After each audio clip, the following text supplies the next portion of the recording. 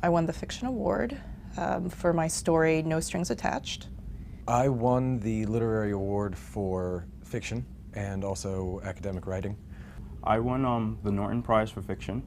I won an award for academic writing. I won a fiction award for a short story, The Columbian.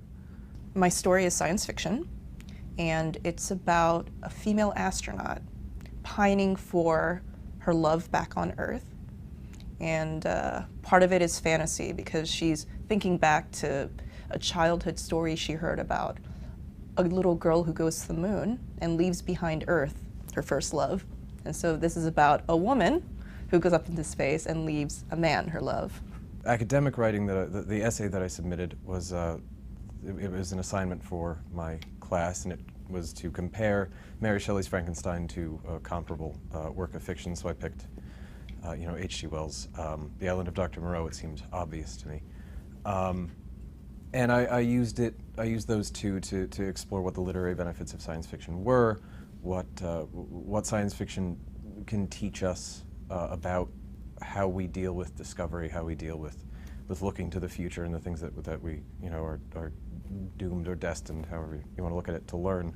And it's really about two young people and how they're conducting themselves in a world where there don't seem to be consequences for their actions. They're opportunists, which is a freedom that's granted to them by the technology that's present, by the kind of detached nature of things that they're just surrounded by all the time.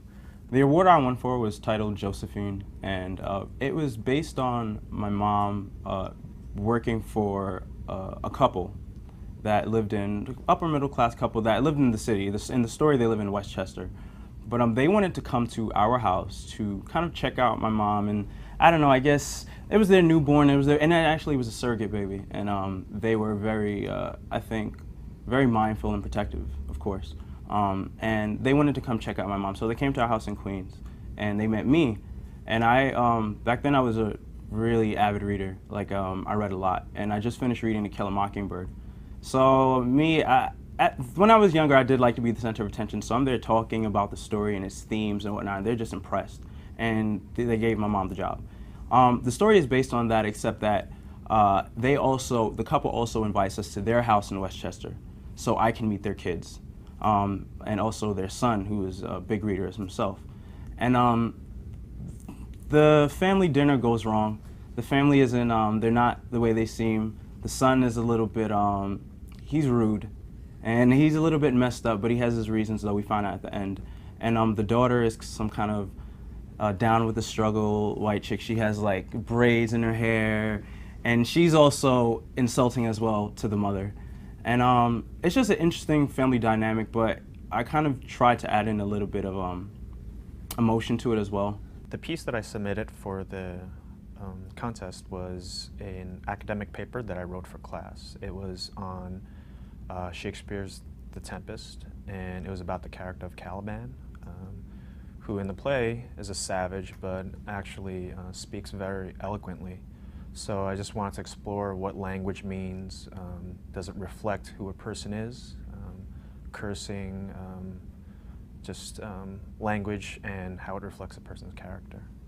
What I submitted, it's not really a short story. It's the first chapter of what will eventually be a novel. And it's just to provide a background which I based on my experience really when I was living in Florida and when I left. A lot of the figures are based on figures that figured largely in my life. There's a professor in there who was a sort of role model for me when I was younger, and the manner in which the main character leaves Bogota was the same way I left Florida, sort of abruptly, in the middle of the night, just drove away, didn't go back. So it just gave me an excuse to maybe exercise some demons, I don't think any of those elements are going to have much of an impact on the rest of the story, apart from just putting the character in New York. I've always been interested in science fiction and technology, even in more comic book related stuff. And it was kind of unusual when I was growing up for a girl, especially someone who doesn't fit the sort of like sci-fi geek mold, to be interested in that stuff.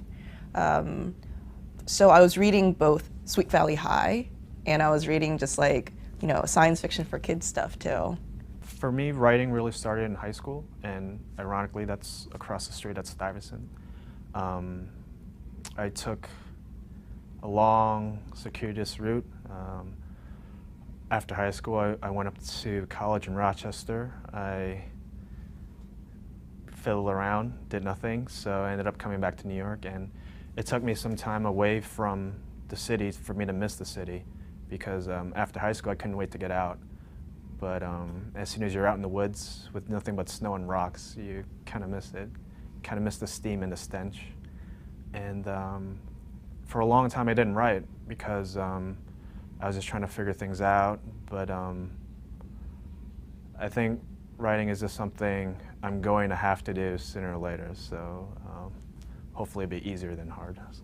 I grew up in a lot of different places. I was born in California, originally Palm Springs. Moved around a lot, my dad's business kind of thing. I left home after I graduated high school. I was about 17, about to turn 18.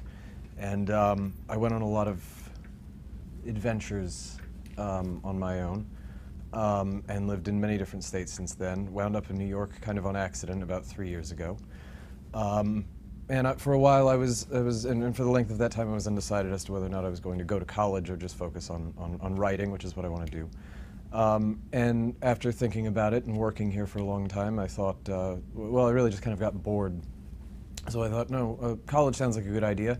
It's also, you know, where you meet people, where things can happen, where, you know, at least I'm thinking about something.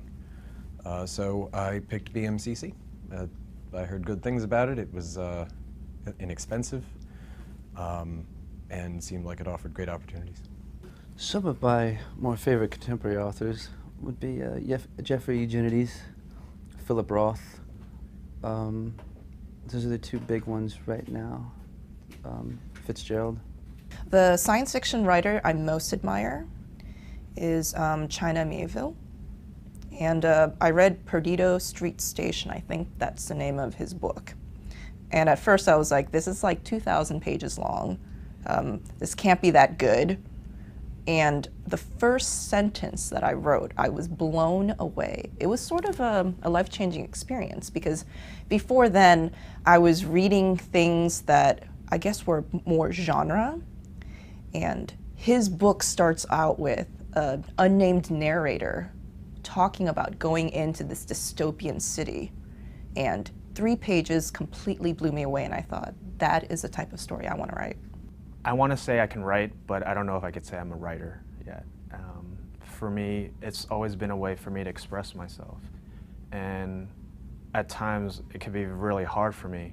So I guess kind of when you ride the wave when it comes, it's so freeing and liberating. So for me to, and with academic writing, actually, I'm comfortable with that too because, for example, if my fiction is having a hard time coming out, then writing an assignment for class, it gives it some structure, so it kind of keeps the wheels greased, so to say.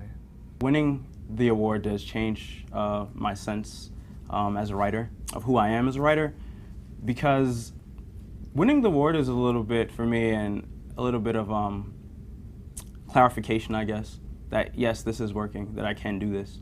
Not that I needed the award to know that, but it is a little bit of reassurance.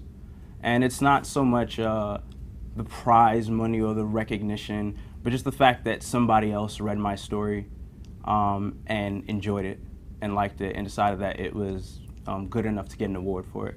That's what's amazing to me. Winning an award for a writer, for me, I'll say, it's very important because it's very easy, you know, especially at our age and with the way things are, to lose track, to lose heart, to lose focus.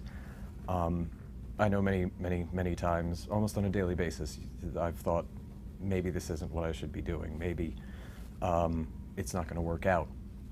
And that's something that I think every artist deals with. I think it was, You know, Hemingway has that quote that, you know, I'm paraphrasing, but the worry as to whether or not anything that you've written is good or not is what's called as the artist's, you know, reward. But an award kind of gives you that confidence again and tells you, no, you are doing the right thing, and it's a big boost, and it can really realign your focus in what you're trying to do. I'm really thankful because the community here is very encouraging, because at a community college you just, there's so many different people and characters here that for whatever different reasons or backgrounds, they just kind of need just the continued support. So I think that's why BMCC is so great. That's why the award is so important, to encourage people to keep going no matter what setbacks or delays they've had in life. My plans after BMCC include applying for graduate school. For an MFA, I want to apply to grad schools in the New York City area. And I'm also working on a couple of ebooks.